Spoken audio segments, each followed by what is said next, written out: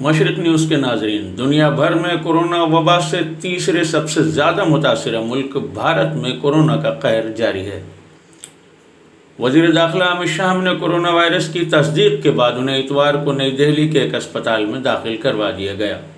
खबर के मुताबिक वज़ीर आज़म नरेंद्र मोदी के करीबी साथी और मुल्क के सबसे ताकतवर सियासतदान समझे जाने वाले अमित शाह एक ऐसी कलीदी वज़रात के सरबराह भी हैं जो मुल्क में कोरोना की वबा के मामला देख रही है।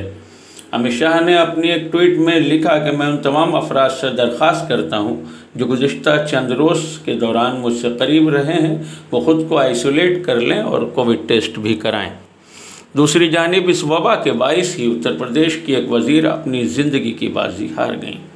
62 साल कमल रानी वरुण का इतवार की सुबह लखनऊ के Sanjay Gandhi post graduate institute of medical science में इंतकाल हो गया।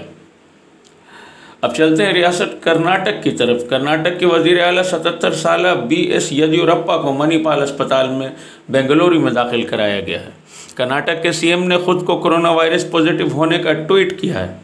उन्होंने कहा कि मैं ठीक हूं और डॉक्टरों की सिफारिश पर एहतियात की हैसियत से मुझे अस्पताल में दाखिल किया जा रहा है। इतवार को ही जनूबी रियासत तमिलनाडु के गवर्नर बनवारी लाल पुरोहित में भी कोरोना वायरस की तस्दीक हुई है, जिन्हें चेन्नई के एक अस्पताल में दाखिल करवाया गया। हम आपको बताएं कि गुज़िश्ता हफ्ते मध्य प्रदेश के वज़ीर आला शिवराज सिंह चौहान में भी कोरोना वायरस की तस्दीक हुई थी। वो 9 दिनों से अस्पताल में दाखिल हैं।